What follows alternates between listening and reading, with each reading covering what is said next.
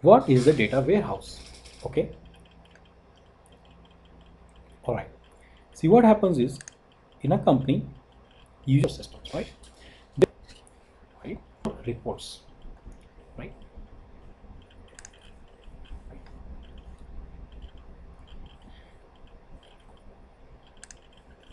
Okay.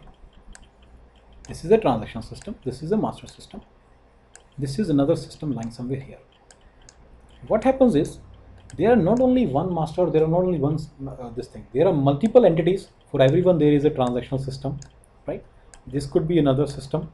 This could be another system. This could be the master for that entity. This could be the contact slaves and transactions and master. This could be the opportunities system where opportunities are entered. This could be opportunities could be entered in these systems also.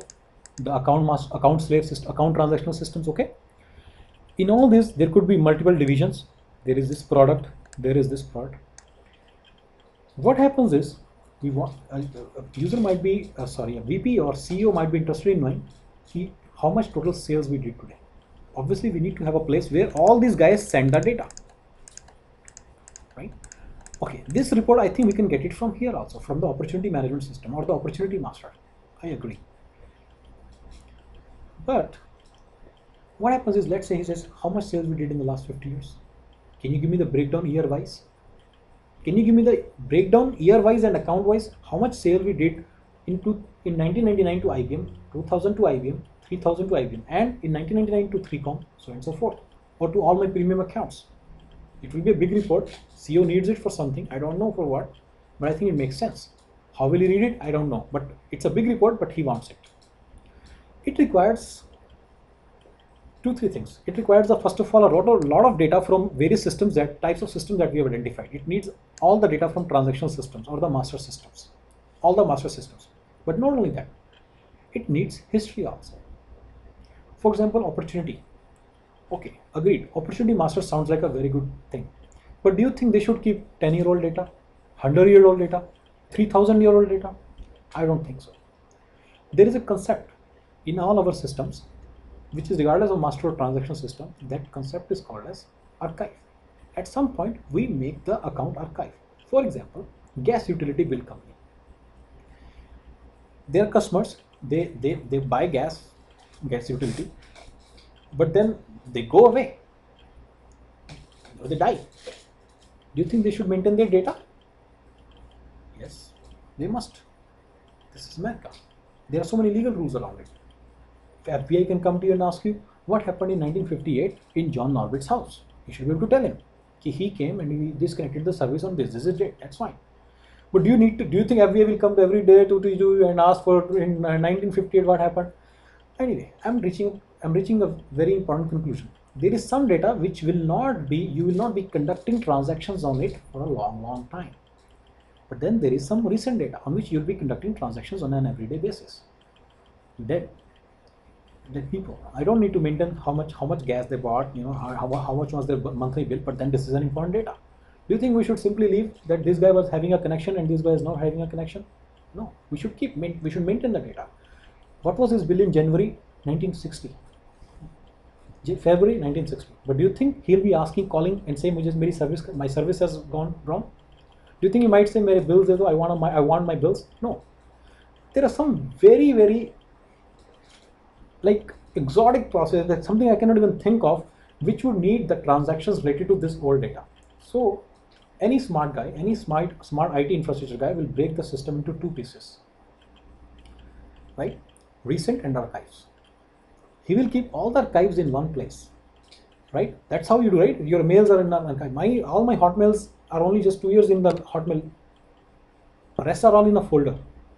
And all the places where I worked, they're not lying on their servers now. They're all lying in an archive. We all archive our data. Same way, you will make an archive, this big archive. Every time the data becomes stale, there is a criteria for it to become stale. And that's a part of the data warehousing philosophy, which data should be considered stale. As we all know, in this case, maybe if a person has disconnected service for the last 3 years, just keep it stale, right? So it should go to the data warehouse, right? Okay, so this is one stale. It has all the old data, right? it has all the old relevant data for the reports also. How much gas was consumed in California in the year 1958 till now. I think this is a very important report, right? Right? This report can be gotten from the data warehouse only, from this place only, because this is the only place where all the data resides, archive as well as the latest transactions, right? Is it right? We call these kind of reports as analytical reports, or there's a like a name, special name for it. These are not about day-to-day operations. These are about analyticals. At the same time, I think for day-to-day operations also you can get some very good reports here from here. Every transaction should be logged here. Is it right? Every transaction should come here eventually. If it should come immediately, it can come after every 10 days. But then at least after every 10 days, CEO can get a very good picture of the whole company, right? So this place, data warehouse, really becomes an ocean of data where everybody comes to take a bath.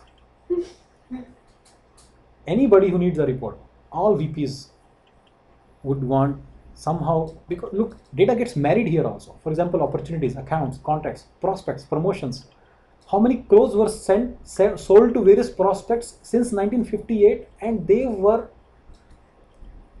they ended up being bought by product line or by city. You cannot have this report from any of the systems. Just think, it requires a lot of queries and it requires a lot of segregation of data.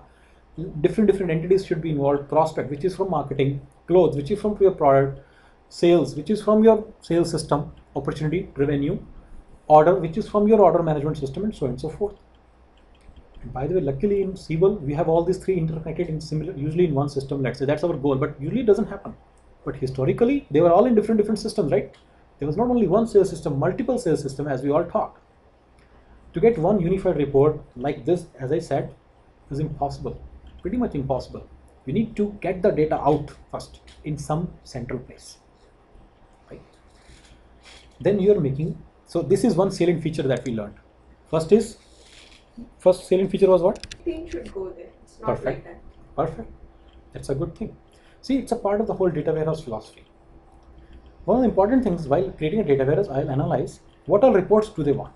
If they don't want certain reports, then I may not just get the data there, right? So we can fine tune the data warehouse approach also. What kind of data warehouse we should have? How much data should it have? Obviously, we have to maintain the performance. Everything runs on a machine, and machines are nothing but, they are performance related. They perform in a certain manner. If you put a lot of data, it means so you can fine tune your data warehouse approach. And I like that input.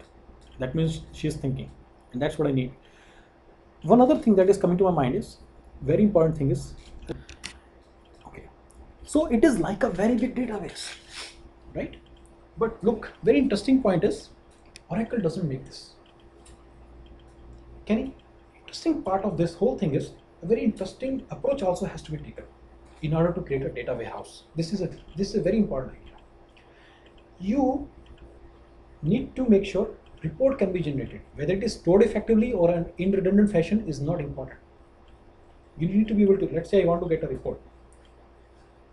Okay, I should be able to get the report fast. Fast means 2 days. You know how much time can some of the reports take? 20 days. 2 months. Heard of this? Just think 57 to this thing. Trillions of records. You run a thing, you will see that it will take at least 20,000 seconds, which means a few days. 1 million seconds, which means a few months. Okay. Point is, there are ways. It's not that performance is important and the resources are always scarce. You need to come up with this thing. Anyway, one of the companies that makes a data warehousing solution is Informatica. Teradata is one, right? Siebel Analytics is one very important tool. You must know what is Siebel Analytics. Okay, if you do not, you have not worked in Siebel Analytics. Somebody says, have you worked in Siebel Analytics? No problem. But you must know what it is. You cannot say I don't know what it is. It's a data warehouse of Siebel. Okay. Application. It's a data warehousing application. By the way, yeah, these are all applications, and in this, using these applications, these are ready-made, basically ready-made to be used as a data warehouse. Basically, you need tweaking, customization, so on and so forth. These are all applications. Okay. Anyway, there is a thing called as dimension table. It is a we normalize the data, we break it into pieces. Somebody enters contact and account. We bake it into pieces and store content in separate table, count in separate table, right? In these tables, we store it in one table. Why? I'll give you a basic answer. Let's say you want to find out how many contents are present per account.